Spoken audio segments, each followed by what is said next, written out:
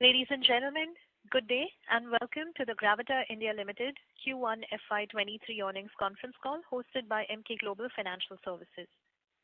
As a reminder, all participant lines will be in the listen-only mode, and there will be an opportunity for you to ask questions at the end of today's presentation. Should you need assistance during the conference, please signal an operator by pressing star then 0 on your touchtone telephone. Please note that this conference is being recorded. I would now like to hand the conference over to Mr. Sabri Hazarika from Emkay Global Financial Services. Thank you, and over to you, sir. Yeah, good afternoon, ladies and gentlemen.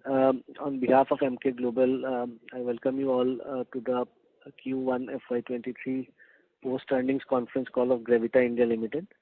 We have with us the senior management of the company, Mr. Yogesh Malhotra, CEO and whole-time director, Mr. Naveen Prakash Sharma, Executive Director, and Mr. Sunil Kansal, Chief Financial Officer. So today's session would be a brief on the company's results and outlook by the management, followed by the question and answer round. So without any further delay, now I'd welcome Mr. Yogesh Malhotra for the opening comments. Over to you, sir. Yeah, thank you, Mr. Hazarika. Good afternoon, everyone. A very warm welcome to Gravita India's Q1 financial year 2023 earnings call. We have already circulated our earnings presentation, and I hope you have had the opportunity to go through the presentation. And we will be happy to take any questions afterwards. We will begin this call with a brief discussion on quarter's performance. I am pleased to report strong start to new fiscal year, with company delivering revenue from operations of approximately rupees 630 crores in Q1 financial year 23, registering a growth of 41% on a year-to-year basis. The performance was driven by both volumes and improved realizations.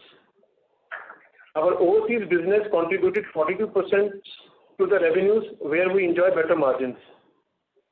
We have witnessed growth in volumes of lead and aluminium, while EBITDA per ton realizations saw a significant jump in lead and plastic segment on a year-on-year basis. In terms of volume price mix, top-line growth was supported by increase in both volumes and prices. Volume growth was 7% on a year-on-year basis to 31,762 metric tons. Value-added products continue to see healthy increase in its contribution and stood at 41% of total revenues. The company has delivered strong EBITDA of rupees 64.69 crores, a growth of 73% on year-on-year basis from rupees 37.40 crore in same quarter last year. EBITDA margins increased by 190 basis points to 10.29% as compared to 8.38% in quarter one last year. Margins also improved and were driven by strong contributions from the overseas business, which has better margin realizations and increased share of value-added products and economies of scale coming from increased capacities. Net profit for the period was rupees 42.52 crores compared to 21.78 crores in the same quarter last year. On the profitability front, overseas business contributed 76% of the total profits, leveraging its strength from closer proximity to procurement sites and higher operational efficiencies in the business. Out of 50 crores of other income, 48 crores was related to gain from hedging, which is part of our operational income coming from the hedging contracts, and the other part is reflected in the revenues. During the quarter, company has incurred capex of rupees 6 crore, which was funded through internal accruals by installing solar systems, which is expected to generate nearly 20 lakh kilowatt hour of energy per year and reduce carbon emissions by around 15 tons per year. This is in line with our vision to create a sustainable tomorrow. Thank you very much, and now I would like to open the floor for question and answers. Thank you. Ladies and gentlemen, we will now begin the question and answer session. Anyone who wishes to ask a question may enter star and 1 on their touchtone telephone. If your questions have been answered and you wish to withdraw yourself from the queue, you may enter star and 2. Participants are requested to use handsets while asking a question. Ladies and gentlemen, we will wait for a moment while the question queue assembles.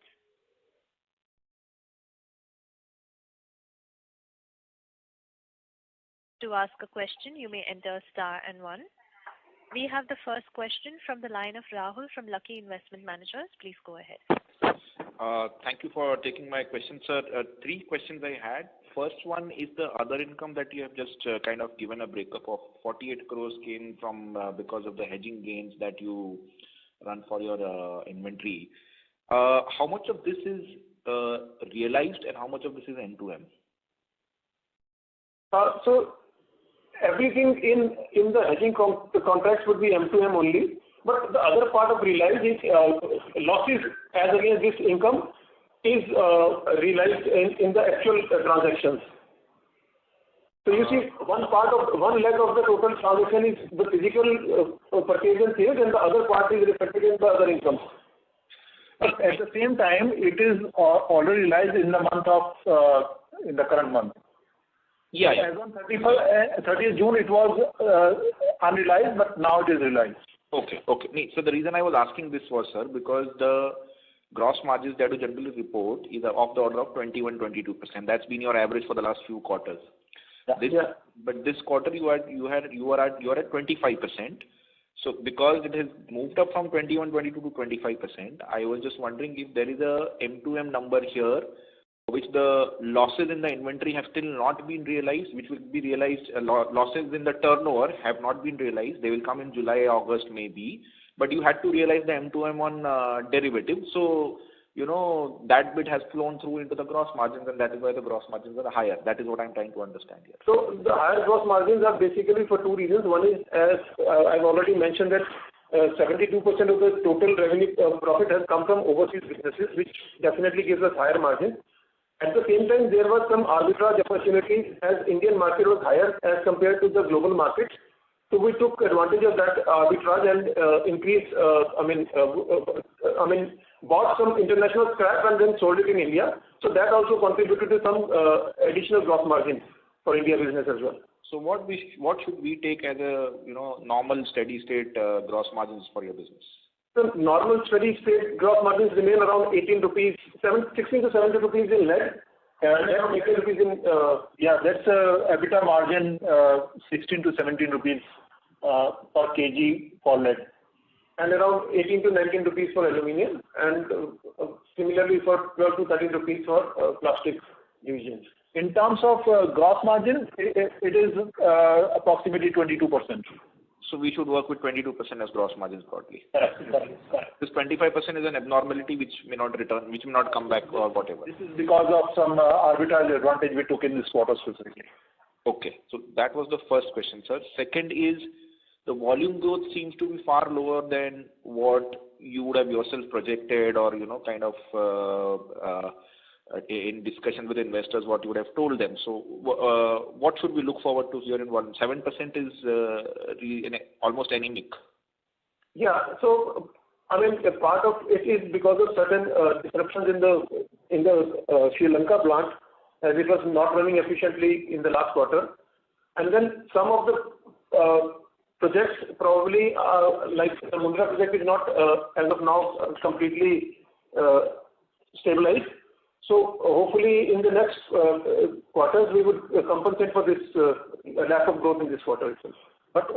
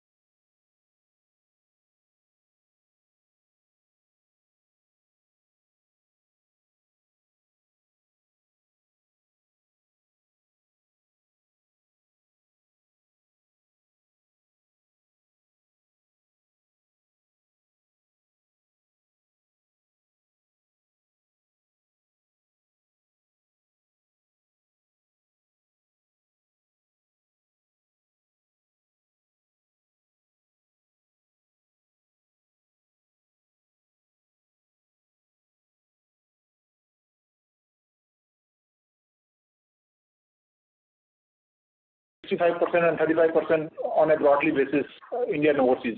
So that the capex will be in the same ratio. Okay. For the upcoming new verticals, it should be approximately reverse 40% in India and 60% outside India. Okay. And sir, my last question is, any revenue guidance for FY23? So the volume guidance is similar. As we mentioned already, that we have a target. We are pretty confident of achieving the target of around 25% growth in volume terms. Revenue targets may change. It will be broadly based on the volume numbers only. Okay. Thank you so much, sir. That's it from my side. Thank you very much.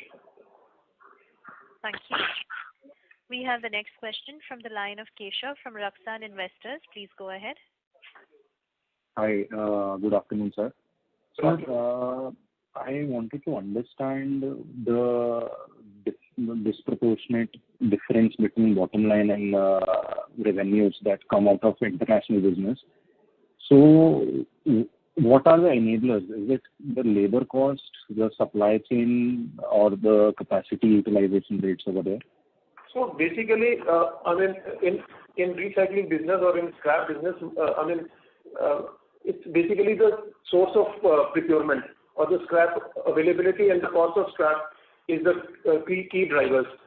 And we get cheaper scrap overseas as compared to India. That is first part, because even in India, 50% of the total scrap that we process is coming from those countries, those overseas countries. So it includes all the logistic costs, everything else. So therefore, the landed cost of scrap in India is much higher than the landed cost of scrap in those countries. That is number one. Other than that, most of these economies, wherever we have plants, have a closer access to European and US markets. That gives us additional benefits in terms of lower logistic costs also. And then there are certain tax benefits also, custom duty benefits also, when we export from these countries to the major markets, major European or American markets. So all this gives you a better EBITDA margins from our overseas business as compared to India. And just in addition to this, that whenever we bring this scrap from overseas to India, so that also attracts the finance cost of bringing that scrap to India. So that also additional cost. So on a PAT basis, it is impacting that way also. And the second is that tax in overseas is lower because we are mostly in some of the tax-free zones we are operating. So the tax is also lower in case of overseas. So these all things makes the more margins, more profitability in overseas. Understood. So just a follow-up to that. So with EPR coming in, and we are also projecting that the organized share would go up, so probably a consequence of EPR. So does that mean that the similar efficiency we will start seeing in India also, maybe to not that level, but structurally, even with the same business, we might have better margins going forward, 2 to 3 years forward from now?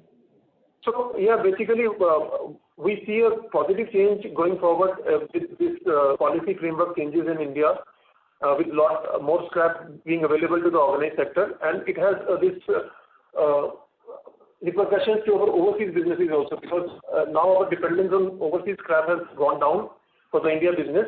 We are increasing the capacities overseas and putting up new plants also overseas. So it has multiple impacts. So overall, we believe that going forward, profitability in India will also improve because of lower cycle and lower inventory requirements as local scrap would be utilized. And at the same time, because the scrap that we will be holding in overseas locations also, the profitability there will also increase. Yeah, understood, sir. So secondly, on the plastic side, quarter on quarter, we've had a sharp drop in EBITDA per ton. And as far as I understand, the plastic processing return metrics vary drastically by the region and also the geography. So for this vertical, the externalities such as sourcing cost, processing technology, be it other costs like OPEX, as well as the consensus for getting a right price on the demand side, do all these create sufficient sustainable ROICs even in a scenario where crude goes back to where it was a couple of years back or settles much lower from where it is right now? So basically, actually, unlike lead, in aluminum and plastic, currently we are not 100% hedged. So if there is any sudden change in prices in these segments, your profitability increase or decrease.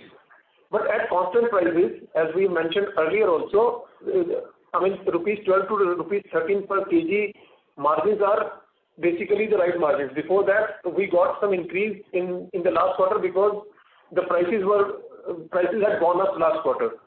So that was some abnormal increase in margins that we saw in aluminium also last year and in plastic also last quarter. But we have maintained that around 12 to 13 rupees per ton margins are sustainable going forward also, and that is what we have projected in our next year business plan also. So what I mean is that one thing is the logistics side of things, and the second thing is the price you get the scrap at, right? And say we look 3 to 5 years from now and crude settles back to where it was a couple of years back. So even in that basis, is the scrap also, the scrap cost, the sourcing cost, everything, does that sustainably give us this kind of margin, or we'll still have that vulnerability that $40 crude will not be viable for us? So there are two things here. Number one is basically first of all, slowly the secondary market in plastic or the recycling market in plastic is going away from the virgin plastic market. It's especially in the markets that we are working in US and Europe.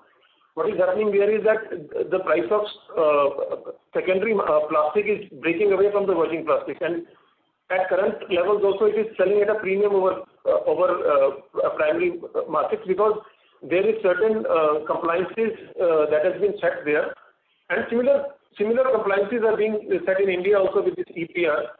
So as and when the customer also is now becoming more aware, and also the companies are becoming more aware about sustainability and have set internal targets of these sustainability levels, we believe that it will break away from the virgin plastics market altogether. So the plastic prices in recycled plastic will not go down with the virgin plastics beyond a point. Understood, sir. So, thirdly, in the OEM business. This is the operator. I'm really sorry to interrupt, but Keshav, we have participants waiting in the queue. So no issues. I'll come back. Yeah, I'll come back in the queue. Thank you. Ladies and gentlemen, before we move to the next question, we would like to request participants to restrict their questions to 2 during the initial round. We have the next question from the line of Hemant Patel from Phoenix FinServe. Please go ahead. Hello. Hello. We have a increase in employee cost quarter to quarter as well as YOY basis. Yeah. So basically, as Sunil mentioned last time also, that we are gearing up for the future. So employees generally come first and then the capacities later. So as we are going at around 25%, the setup is now for the capacity.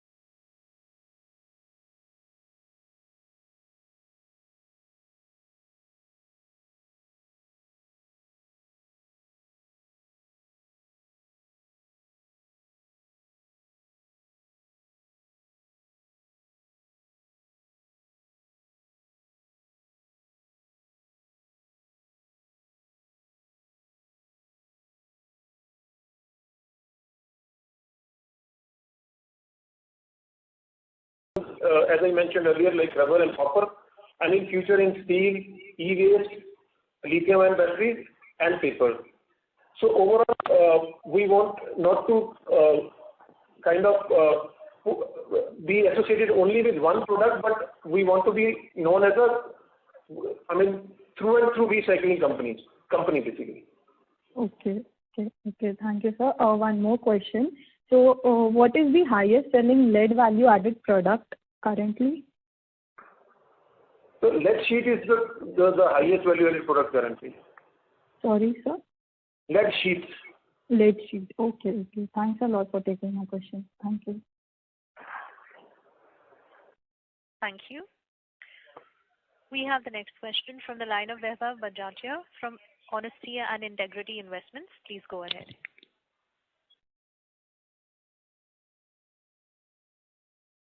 Mr. Vaibhav, your line is unmuted. Please go ahead. Yeah. Hi. Thanks for providing the opportunity. So, can you give me breakup of the total capacity separately for smelting and refining in India and outside India? Is like 2x2 box. If you can give us the capacity. Yeah. For lead specifically. So the total capacity for lead we have is 168,000 tons. So this capacity includes wherever we operate. It's for the finished goods. But in some of the entities, some of the locations, we are not making the refined lead or lead alloy. So for those locations, we have considered only the remelted lead or the crude lead as a finished goods for that capacity purpose. So, but for the India, the capacity is approximately 118,000 tons out of this 168,000 tons, and approximately 70% of the capacity is the smelting capacity for India out of this 118,000 tons. Okay. So out of 118,000, you are saying 70% is your smelting capacity. Smelting capacity for India. Right. For India. And for outside India, then what would be the breakup? Outside India, approximately out of 50,000 tons of capacity, approximately 90% you can say is the smelting capacity. Okay. So would it be? So given that we have, so basically we smelt lead outside and import for Indian operation, or we don't do that?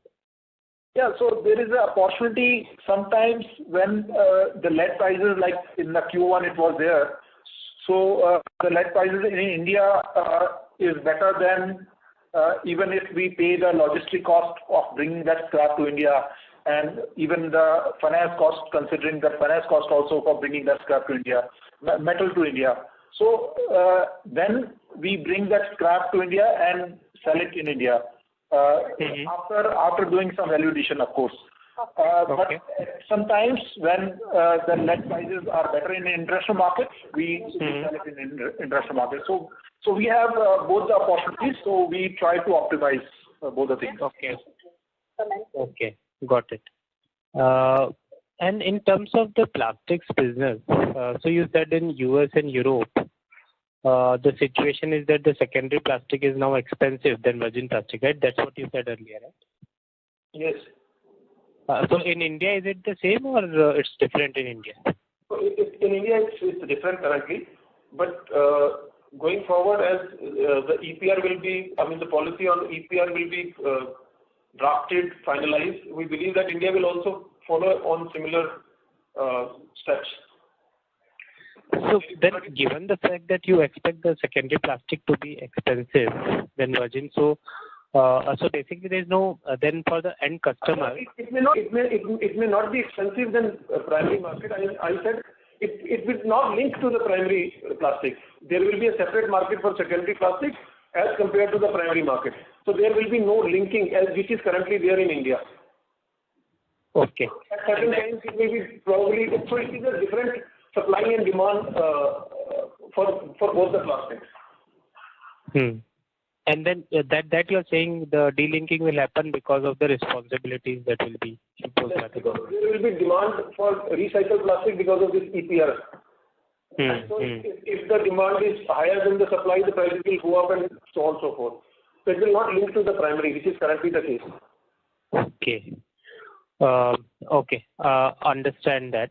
But now, just slightly longer term question in the sense that the end customers is always worried about the price, right, and the cost implication associated with the procuring secondary plastic.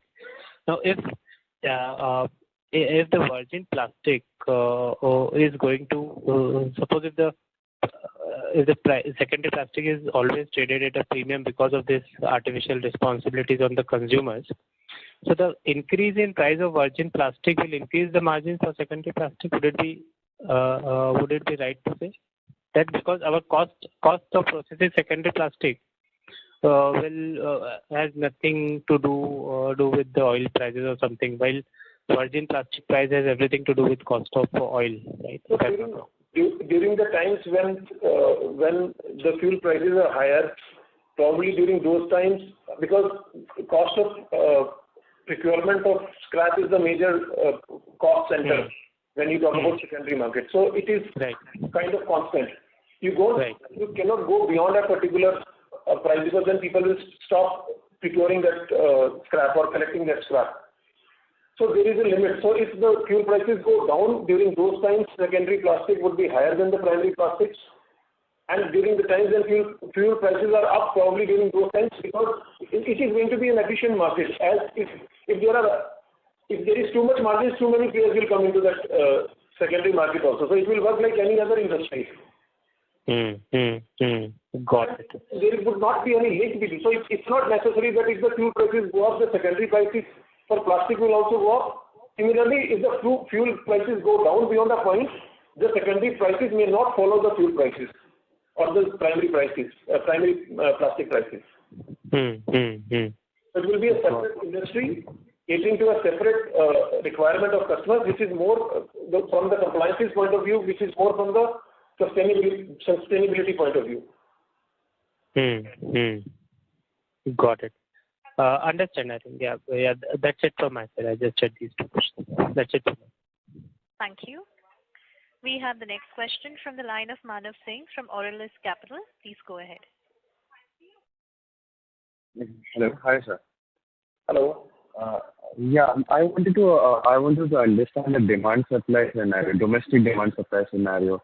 How much competition would be there, and what is the scrap availability? Hello. Right. You're talking about lead, right? I'm talking about the scrap domestic. Lead, right?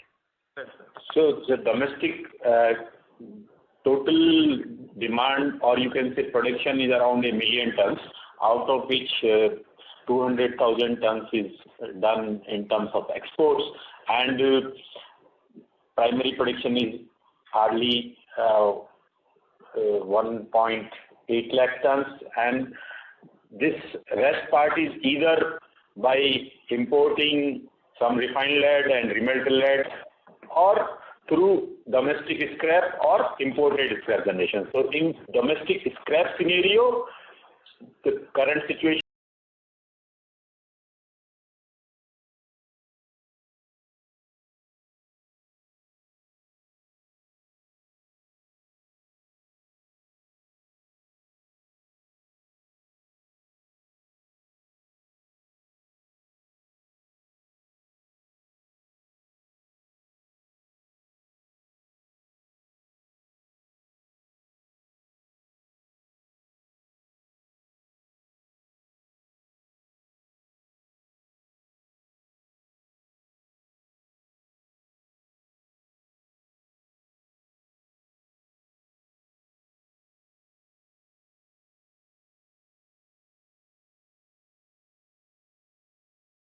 EPR regulation come, that will be reversed almost.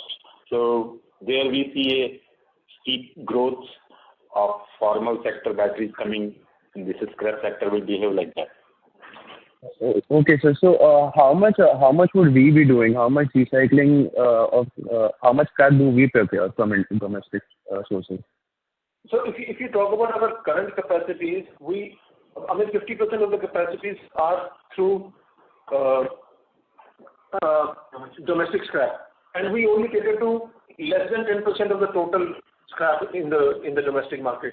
So even if we go and utilize entire capacities with the domestic segment, although it will only require us to, from the overall capacity requirements. So we still have to increase our capacities if we want to cater to even a substantial part of this scrap that is going to be available domestically. Okay, great. My second question is related to this. The same thing. Exide is also having lead recycling capacities of about 108,000 metric tons. So I wanted to understand why is what set us apart from them, and what's stopping Amaraja and other new players to take away markets from us? So both actually they are not in the business of recycling lead. They are in the business of battery making. If and when these companies are going to come in this lead recycling would primarily be because of statutory compliances, because they have to get that much lead recycled. So if they don't find any solution in the organized sector, probably they will go and do battery recycling themselves also. But it is very difficult in the sense that the scrap is generated throughout India. It's not at one point that the scrap gets generated. So, and they have their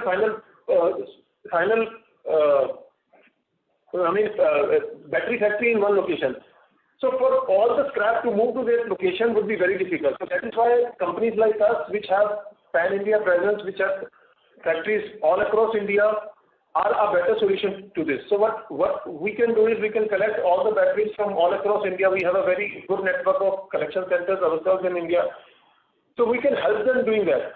So even if they do it, as I mentioned earlier also, it's only 35%, so nothing of the retail sector is going to the unorganized sector. If we start collecting that sector, 1% would not be enough. We need them to put up factories also. We need to increase the work capacities also, and still there would be some space left. Okay, sir. Just last question. I wanted to understand what is the pricing mechanism in lead. We do back-to-back, I think, so that locks in our margins. But what I wanted to understand is what happens to the absolute figures. Do they fluctuate in tandem with LME, or could you just explain to me what happens to the absolute figures? So basically what happens is that generally battery scrap or lead scrap sells at a percentage of LME. So if today I want to buy battery scrap, the scrap dealer would know the LME prices, and there will be a set, say around 40% or 45%, depending on which area you are buying that battery scrap from. So suppose today $2,000 is the LME. So I would get that scrap at around $800. So tomorrow if the LME goes to $2,500, that will change to $1,000. So he can sell me the scrap, linking to LME. And similarly, when I go and sell that product to the customer, there is generally a premium over LME. So depending again on which customer do you want to sell it to, whether it is to a trader or to an OEM, and what product you are selling it, generally there is a premium over LME. So therefore, you lock the margins because you buy at LME prices and then you sell at a premium over LME. Okay. Thank you so much, sir. Yeah. Thank you for the opportunity. Thank you. We have the next question from the line of Rishikesh from Robo Capital. Please go ahead. Hi, sir. Just previously, you mentioned that you buy from LME and you are selling at LME plus premium. So with lead prices coming down, that would have a positive impact, if I'm not wrong? No, it will not have any positive or negative impact. Generally, if you are not hedged, definitely if the LME goes down, you are at a disadvantage, and if LME goes up, you tend to gain more because you are not hedged. But as in our case we are hedged, generally the margin remains similar. Because at lower LME, generally the premiums are a little higher.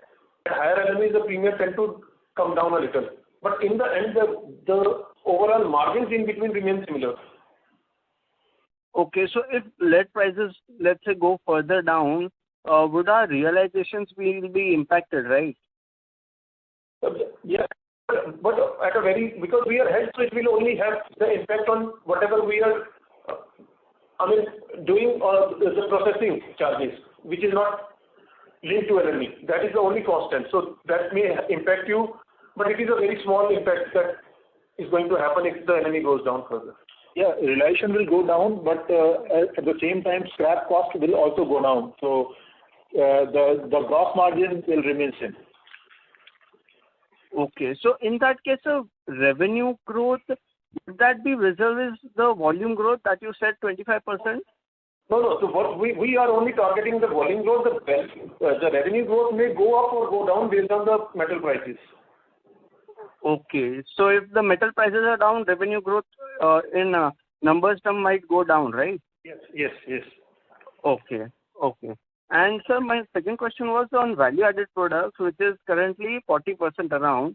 So how are we looking at it in 2 to 3 years? So in the next 2 to 3 years, go up to 50% on value-added products. Okay, got it. Thank you very much, sir. Thank you. Thank you. We have the next question from the line of Rahul from Lucky Investment Managers. Please go ahead. Sir, if you could just help us with your net debt number as of June. Yeah, so net debt is approximately 330 crores at this moment, which is slightly reduced from March 22 number, which was approximately 360 crores. So 360 has come down to 330. Yeah, correct. Okay. Thank you so much. Thank you. Thank you. We have the next question from the line of Sharan Nandikur from an investor. Please go ahead. Yeah. Hello, are you able to hear me? Yeah, please. Yeah. So my first question is regarding this the partnership. Like Indian government has a plan to scrap the commercial vehicle, right? And they are also planning for scrap centers across India. So do you have any plan to make partnership with those scrap centers to collect the scrap from there, various material like copper, steel and plastic and whatever, even in fact even the batteries? So just wanted to know on that part, what is your approach? So these collection centers will collect mainly commercial vehicles, so that they will generate battery, tire and other non-ferrous and ferrous scrap. So certainly we will get more battery from them via formal way, you can say, as of now. So we need not to go for our own scrapping center as of now. Whatever being generated in that policy, battery they have to deliver it to authorized recycling only. Okay, sure. And about the debt, do you have any time frame by this year you will go zero debt, you'll make zero debt or something? So we are not going to have the zero debt at this moment up to next 3-4 years. So what we are doing is the entire capex of the existing verticals we are going to fund from the internal accrual. So we are not increasing the debt for the existing verticals. But so we have kept 2-3 things in mind while going for a debt. So we have kept ourselves in the limits of net debt equity ratio should not be more than 1, and debt EBITDA should not be more than 1.5. And so these are the things which we keep ourselves, and the major part of the debt is working capital debt. So we and that is against inventory. So we don't consider that a risky debt because that inventory is already sold and we don't have any risk. It's equivalent to cash. So it's already sold and we just need to convert into the metal and sell it and get the money back. So we are not going to make it zero because it's a lower cost of debt. So but we are consciously taking a debt for the further extension. So we may take some more debt if earlier we planned for a QIP. but now considering the lower price, so we are not going for that, and we can increase slightly debt whenever we have new verticals coming up. So to fund that, so we can consciously, but that should be in the limits what we mentioned. Okay. And the QIP, I'm a new investor, sorry if this is already done, but QIP, is it still pending? Yeah, QIP initially we planned in the last year, but now it's postponed for another 1 year. We can wait. 1 year, okay. And one last question, the India, you have only one listed company which is your competitor, that's Pondi Oxide, or any other companies you have competition from? So there is Nile also. I mean, these are the two. Nile Limited also is a competitor for us in lead space. So Nile is listed. Nile and Pondi Oxide is limited, a listed company, and there is one more company which is sizable company that is called Pilot Industries, non-listed. Okay. In North. That's sure. And by when the lithium-ion recycling will start, as already the passenger vehicles with lithium-ion batteries are on the road. So from when you will start the recycling? So I think we are still waiting for some substantial volumes to start coming in terms of lithium-ion batteries, because the life of lithium-ion battery is around 7 to 8 years. So even if tomorrow, I mean, you start getting lithium-ion batteries in cars, I mean, I'm talking about in a substantial manner, because the capex requirement for a lithium-ion battery recycling plant is huge. So you need a particular volume of these batteries to be available to you for scrap. So it will still take some time for lithium-ion battery recycling to start in India. But we are very conscious, and we are discussing with some technology partners to put up a pilot project. But currently we have our hands full with the existing verticals that we have, that is lead, aluminum and plastic. And we are also thinking of going forward in some other verticals also, as I mentioned, paper and copper overseas. So lithium-ion battery is on the card, but it's not going to happen immediately. It may take 2 to 3 years. Sure. And sorry, one last question. I'm really sorry, but sir, you'll have to come back in the queue. There are participants waiting. Sure. Thanks for the time and all the best. Thank you. Ladies and gentlemen, before we move to the next question, we would like to remind participants to restrict their questions to one during the initial round. We have the next question from the line of Faisal from Hawa and Company. Please go ahead. Yeah. So, sir, why have we not expanded more aggressively in the Americas and Europe? Where the there could be a huge opportunity for you because of the cost that which will be inherently much lesser for you than the incumbent players, and the volumes there are much more. And how are we looking at the BOPET films and BOPP recycling opportunity also, because a lot of the BOPET and BOPP companies themselves are like Uflex, Polyplex are themselves coming into this area of recycling, so that they can supply easily to their existing clients. So to answer your first question, I think the market in Europe and US is already saturated, and it's basically done mostly by the battery companies themselves, because they have set up a system which is totally different with the systems that are in the developing nations. So they control the battery flow in these countries, and it's fairly mature market currently. So we're looking at other evolving or developing economies where we believe there are much better opportunities, and which are also growing at a much faster pace than Europe and US. And second thing is that slowly most of the manufacturing is moving away from Europe and US. So going forward, we believe that it is not the right areas to go into. We are looking for opportunities where growth is going to come from. That is first part. What was your second part? Was about the BOPP companies, etc. Right.